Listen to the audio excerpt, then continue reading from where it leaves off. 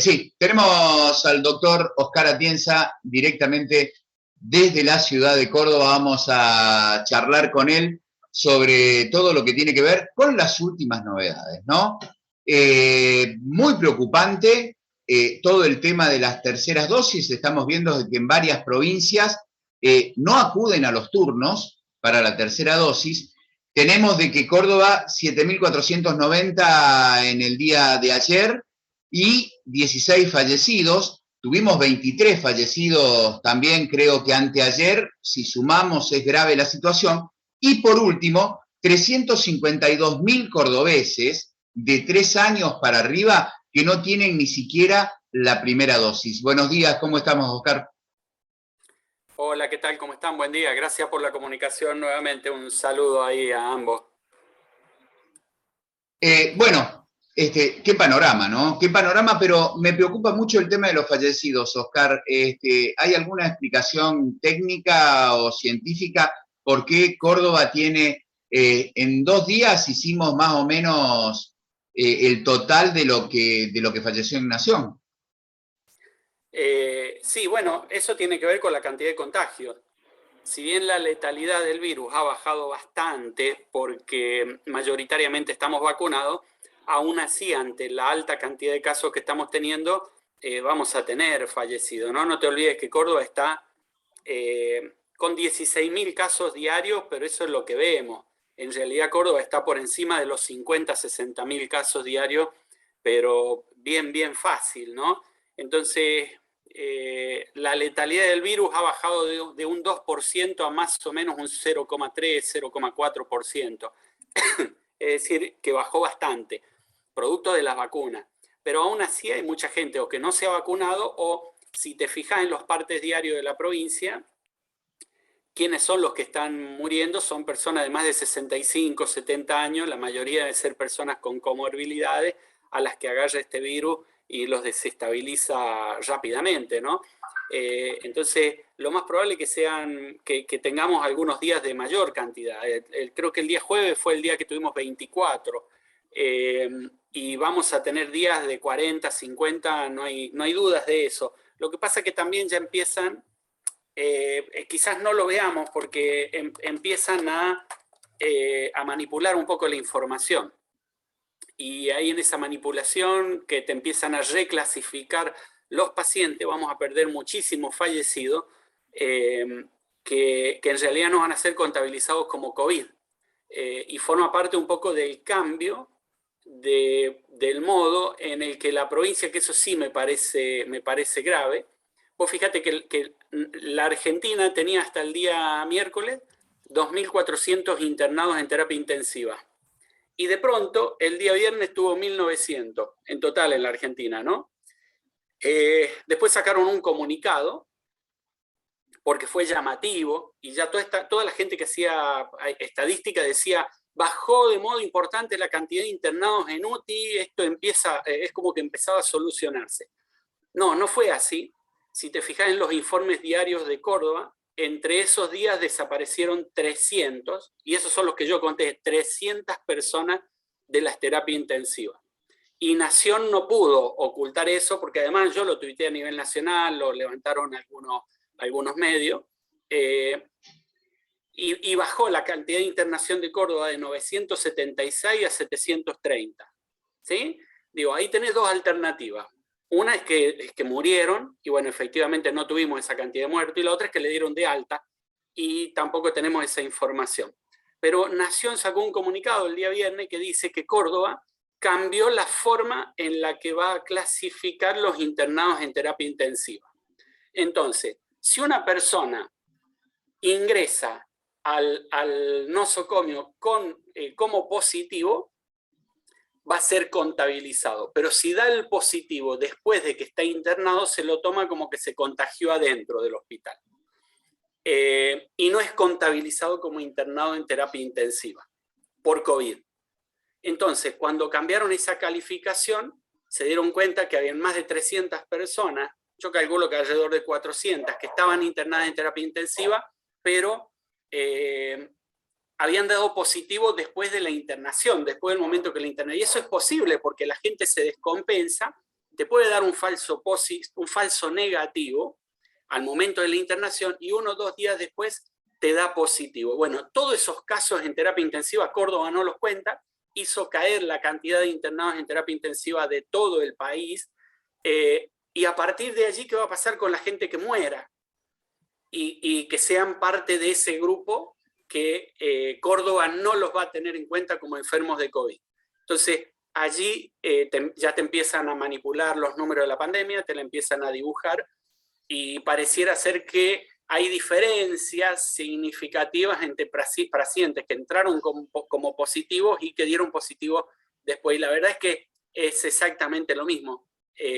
Uno cuando habla de muerte puede hablar de la causa que originó la muerte o la causa que la desencadena a posterior. Y en ambos casos el COVID acá está presente. Y el COVID termina siendo una enfermedad que desestabiliza a una persona y que la termina llevando a la muerte. Así que ahí tenés una situación de las más graves que he visto yo en esta pandemia y en la que ya empiezan a manipularnos los muertos. Así que estos 16 que tuvimos ayer posiblemente no hayan sido 16, posiblemente hayan sido mucho más, solo que en lugar de causa de muerte por COVID, seguramente le van a poner insuficiencia cardíaca o la causa por la que termina muriendo una persona. Generalmente es un fallo multiorgánico, quedará por ahí, por ese lado, sin mencionar al coronavirus. Entonces, casi que te puedo asegurar que esos números van a estar, digamos, al menos viciados, ¿no? Así como hoy está viciado el tema de la ocupación de cama de terapia intensiva a nivel de Córdoba y a nivel nacional por esta decisión del gobierno de Córdoba, que afecta a los números de nación, te digo que en esto, acá en Córdoba, deben estar manipulados ya los datos de muerte a raíz de esta situación, ¿no? Así que bueno, esto no nos permite llevar un buen control de lo que es la pandemia. Digo, y vuelvo a sostener lo mismo que sostuve o que les comenté, creo que el martes pasado que estuvimos charlando, que les decía, avanzamos hacia la destrucción del sistema de información sanitaria relacionada con COVID. Y estamos en ese camino, ¿no? Ya empezamos a ver cómo no se quiere testear más al contacto estrecho. Hoy nos estamos perdiendo muchísima gente a la que dan por positiva clínicamente, pero no te aparecen en los registros diarios. Solo aparecen en el registro diario los que tienen test positivo. Entonces ya hay una manipulación de datos bien manifiesta y no nos permite hacer un correcto seguimiento. Entonces, por ahí que nos asombre que hay 16 fallecidos, yo te digo, deben haber sido mucho más, solo que Córdoba cambió la forma de contar a estos fallecidos. Oscar, bueno, escuchábamos a un médico el fin de semana, un médico español, que decía de que, bueno, había que tener muchísimo cuidado en querer comparar lo que es Omicron con una gripe común o con una gripe fuerte, como dijeron algunos en algún momento, y que Omicron había demostrado que era la primera variante que con síntomas claros todavía daba negativo por un par de días. Allí es donde favorece a esta trampita del Ministerio de Salud cordobés. Porque si vos tenés todos los síntomas, pero te da negativo, entonces vas a ingresar al hospital para ver o para hacerte un chequeo y a los 2 días te va a dar positivo y no va a saltar en ninguna planilla. Así es, y fíjate, eso ya está pasando. De hecho, a esa gente el ministerio no la va a contar como internada en terapia intensiva. Esa gente que da positivo después de que es internado, no la cuenta como positiva. ¿Por qué? Porque dicen que se contagió dentro del hospital, y no es así. Es exactamente esto mismo que estás planteando vos. Omicron rompió un poco mucho de lo que conocíamos del COVID y ya escapa los test de antígeno en un 40%. Es decir, que yo puedo tener 2, 3 test de antígeno negativo y aún así estar con síntomas. Eso está ocurriendo. Bueno, esa gente que ingresa a los sistemas hospitalarios no va a ser tomado en cuenta como positivo. Aun cuando dé como positivo días posteriores, ¿no? Se lo va a tomar como contaminación, como una persona que se contagió dentro del hospital. De modo que es extremadamente peligroso, ¿no? Esto Omicron no es una gripecita, prácticamente te diría que el 80%, por las informaciones que estuve viendo, el 80% de los hospitales de Estados Unidos están al borde del colapso, y eso no había pasado. Lo que habíamos visto en olas anteriores era que Nueva York, que eran los centros urbanos más grandes, Nueva York, que algunos más, podían entrar en colapso, no así todos. Hoy prácticamente todos los centros hospitalarios de Estados Unidos están todos colapsados, al borde del colapso. Es una pandemia que le ha pegado demasiado, muy fuerte a los niños. Hay más de 5.000 internados en terapia intensiva en Estados Unidos. En Francia y en Reino Unido se triplicaron los casos en chicos. Canadá cerró las escuelas porque la cantidad de casos que había aumentado puntualmente eran los chicos. Es decir que en la Argentina, ya lo dijimos, Garrahan ya tiene salas adicionales con chicos. Córdoba en el último informe de la Sociedad Argentina de Terapia Intensiva figura con un 86% de ocupación de cama pediátrica por COVID. Digo, es la provincia que mayor cantidad de casos COVID tiene en niños. Está el informe, yo creo que vos lo retuiteaste por allí, o lo subieron ustedes a las redes sociales, ahí está la información. Digo, de modo que no es una gripecita. Hay que cambiar ese discurso, hay que cambiar el discurso de que es más leve. Fíjate que estaban todos con que era más leve. Yo les decía, tengan cuidado, porque si es 70 veces más veloz en contagiar, en replicarse, tendría que ser por lo menos 100 veces más leve para que compense. Digo, es algo normal, y yo no veía eso de que era leve. Una variante de esta, vienen perfeccionándose esta variante día a día, mes a mes. ¿Por qué deberían mejorar? Escuché a algunos por allí que hablan por hablar y que dicen que al virus no le conviene matar a su huésped, porque si lo mata no tiene dónde vivir, entonces tiene que lograr un equilibrio con el ser humano para no matarlo y poder sobrevivir. Digo, chicos, el virus no tiene cerebro, no hay un cerebro pensante ahí, para nada, es una partícula de ARN que tiene determinadas características y que enferma al cuerpo. Nada más, no le podemos atribuir características de razonabilidad o de inteligencia a un virus porque no la tiene. En todo caso, tendríamos todos los virus y todas las bacterias serían extremadamente buenas y no nos harían nada. Sin embargo, tenés virus como el ébola que te mata en 24 horas. Digo, y lo conocemos mucho antes que el coronavirus. En todo caso, para darse una situación como esa, quizás hagan falta 10.000, 15.000 años de evolución, de convivencia, y es el cuerpo humano el que genera los anticuerpos para poder contrarrestar los efectos del virus. No es que el virus se adapta para no matar al ser humano y poder convivir con él. Son ridiculeces que uno ha leído en esta pandemia, situaciones que no tienen ningún tipo de sentido, ¿no? Pero que tienen alto grado de lógica y de sentido común. Entonces allí es cuando la gente las cree. Y bueno, nada, hay que seguir cuidándose. Esto está lejos de ser una gripecita. La verdad es que muy, muy lejos, ¿no? Vio Resident Evil, seguramente el médico. Seguro. ¿Qué opino? Bueno, vamos a hablar de gente seria. Los médicos por la verdad. Los médicos por la verdad detuvieron ayer en su consultorio al doctor Llaves, y ellos manifiestan de que es una intimidación contra todos los médicos con conciencia que quieren preservar el mandato moral de su profesión. Pero eso no es nada. Atención, porque hay un medio, yo siempre lo respeté mucho al disenso, inclusive he hecho notas a ello, que están hablando de que la ANMAT reconoce que las vacunas contienen grafeno. y especialmente AstraZeneca. A ver, ¿cómo se puede explicar con manzanitas, si querés, para que la gente lo entienda bien, porque sabemos de que a veces se nos complica cuando es muy técnico, muy científico la explicación? ¿Cómo se explica de que las vacunas no matan, lo que te mata es el virus?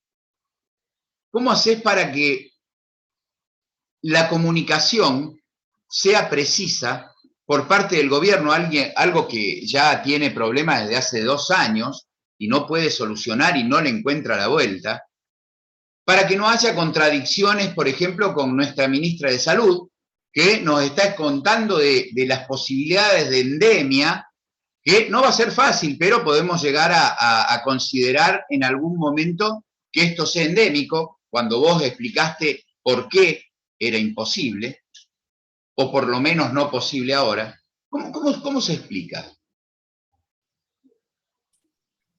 Bueno, mira, ya hemos hablado varias veces sobre las dificultades que tienen en comunicación.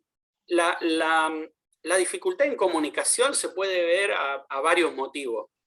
Uno de ellos es que uno innatamente puede no ser un buen comunicador. Hay veces que uno descubre algunas cuestiones relacionadas con la comunicación y dice, fíjate, mira, yo soy un buen comunicador. Pero además detrás de esa comunicación tiene que haber conocimiento, porque si no tenés el conocimiento, ¿qué vas a comunicar? Y yo creo que ahí es en donde fallan la mayoría, no tienen la más pálida idea. Cuando te hablan de endemia y que van a pasar a una situación endémica, digo, primero revisemos conceptualmente qué es una endemia y se van a dar cuenta que en los próximos 2 años no hay ningún tipo de posibilidad de pasar a una endemia. Pero yo creo que es porque están mirando constantemente a ver qué hacen los países como Reino Unido, España, que van un poquito adelante nuestro en la curva epidémica.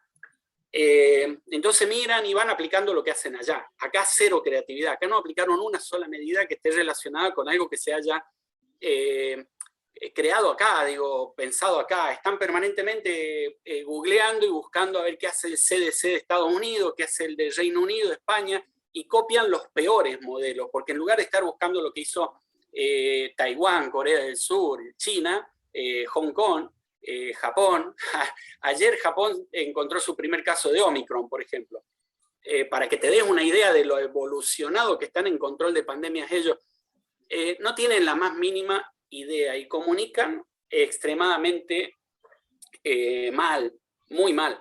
Pero eso no lo vas a poder solucionar si no logras que tengan el conocimiento que tienen que tener para poder hablar del tema. Digo, no saben, y ya quedó claro que no saben, porque además meten la pata constantemente. Leía ayer este tema del grafeno.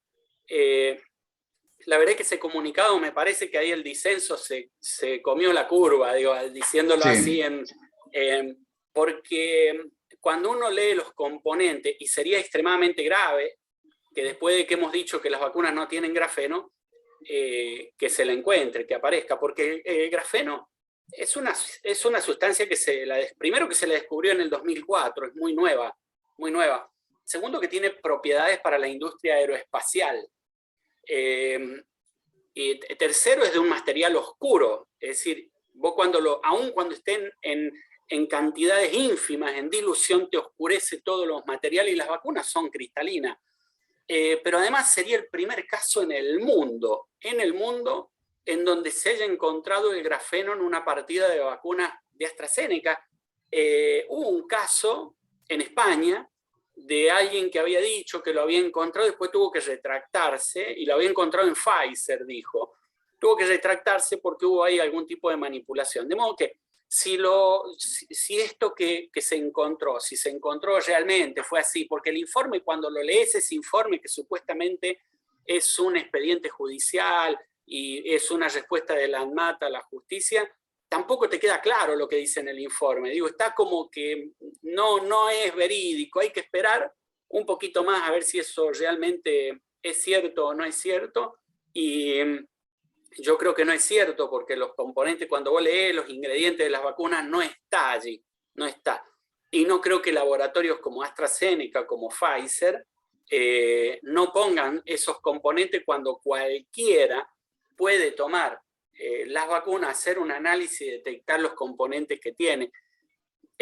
Yo creo que ahí hay otro error más de mala información, de manipulación de la información, en lo que tenemos que ser extremadamente cuidadosos. Yo leí ayer esa información y no la retuiteé ni la volví a compartir porque digo, lo que uno termina haciendo es dándole entidad a fake news. Y en un grupo de personas eso se instala como la verdad absoluta.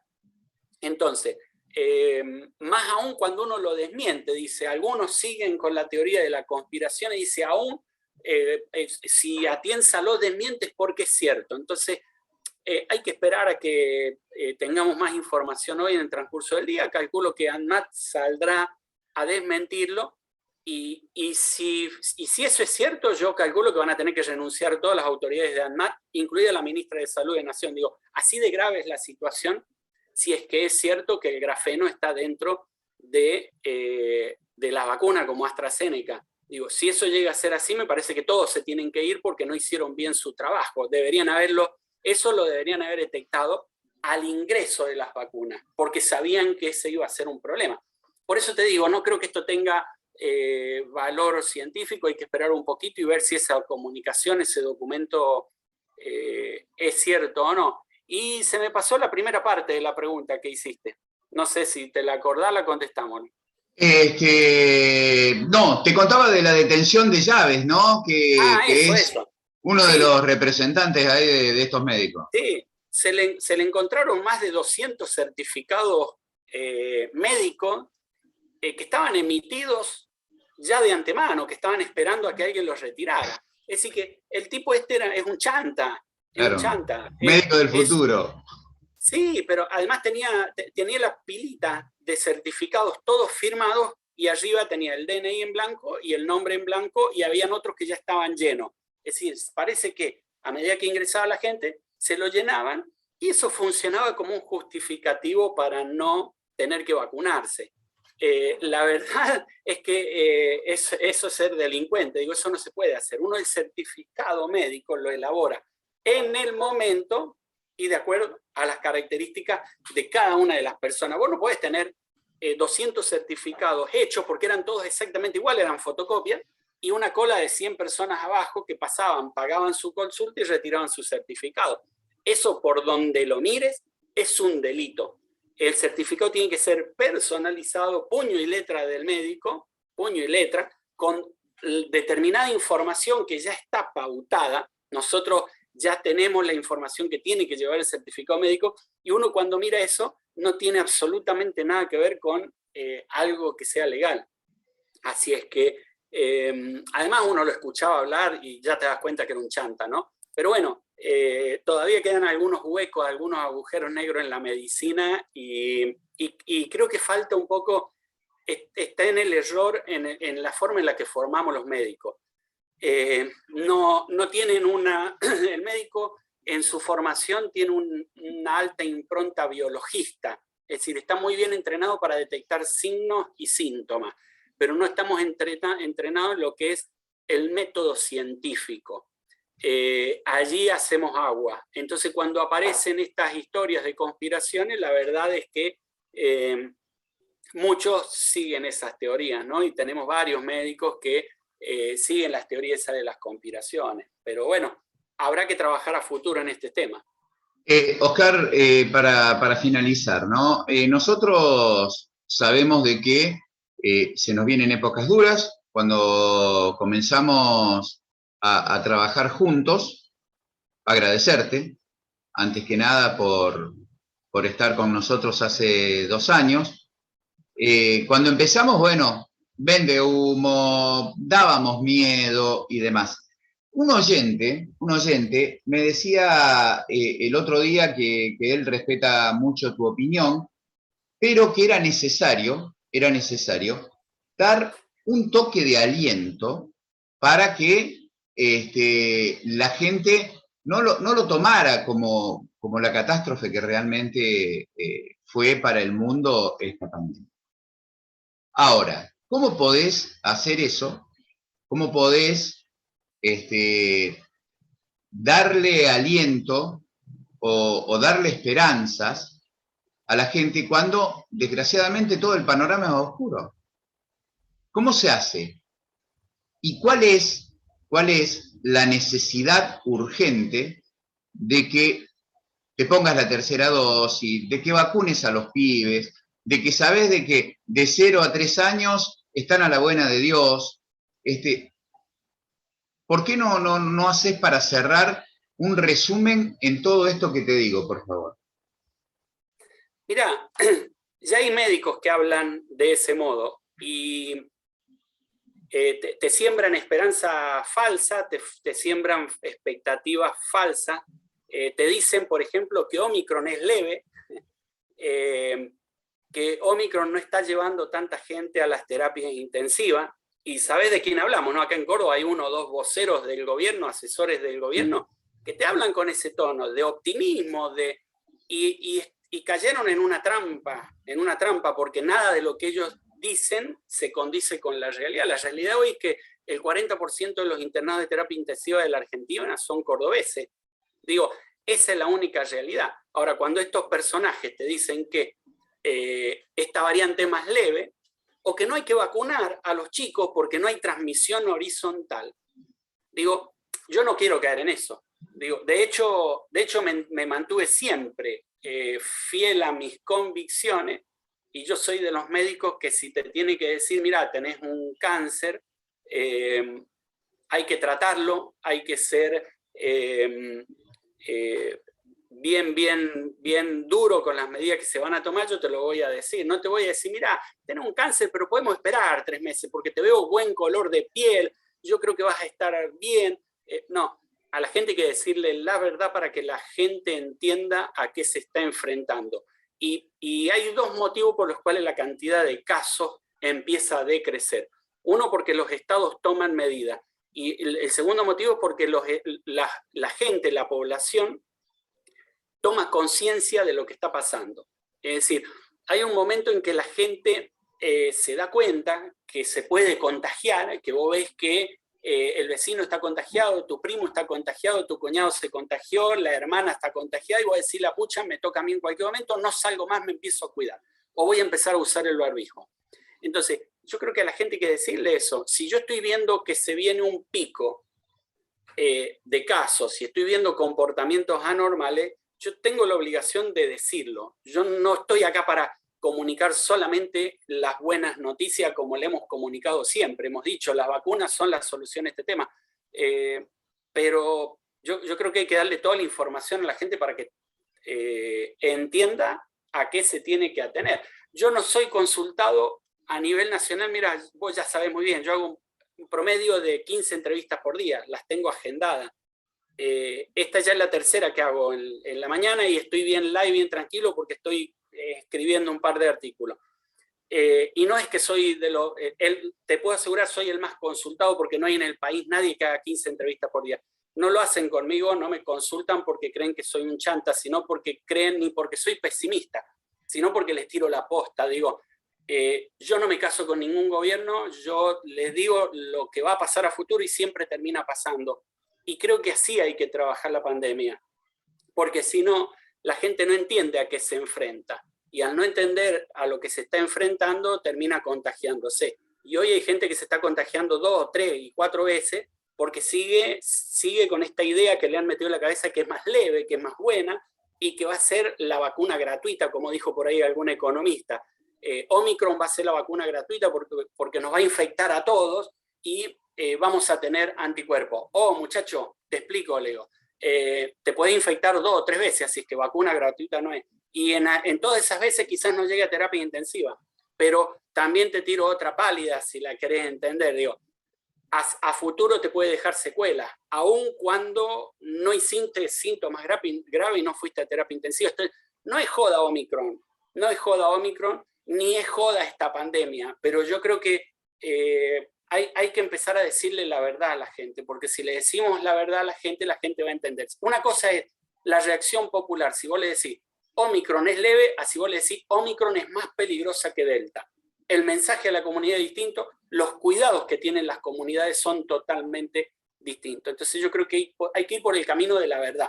Omicron es mucho más grave, es 20 veces más peligrosa que variante Delta.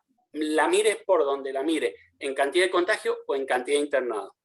Oscar, una pregunta que me queda. Vos decís de que te podés contagiar entre 2 y 3 veces. ¿En qué tiempo después de que tuviste Omicron podés volverte a contagiar? Al otro día, mira, es así porque hay muchos que dicen hay una ventana de 90 días en el que no te contagias. No, es más, mira, me etiquetaron los otros días en una familia, está en Twitter, una familia, que lo que pasaba era que se infectó uno, a los 3 días se infectó el otro, a los 6 días se infectó otro miembro, y después de 10 días, cuando uno estaba de alta, volvió a empezar con síntomas, se volvió a enfermar, y dice, estamos metidos en esto desde hace un montón de tiempo y no logramos salir. Le digo, bueno, mira, lo que está pasando ahí, me etiquetaron, dice, ¿qué puede estar pasando? Bueno, se están recontagiando entre ellos. Termina de salir uno de la enfermedad, como vive en el mismo lugar, respiran los mismos aerosoles y virus que están flotando en el aire, se vuelven a contagiar. Entonces te genera ahí un círculo vicioso del cual es difícil salir. Le digo, pónganse barbijo, abran las ventanas, ventilen el ambiente y en 7 días salieron todos del problema. Y así fue, efectivamente. A ver, ¿te puedes recontagiar? Sí, todas las veces que sea te puedes recontagiar. Lo que pasa es que quizás muchos de esos cuadros los pases y ni te des cuenta porque tenés una alta carga de anticuerpos, ¿sí?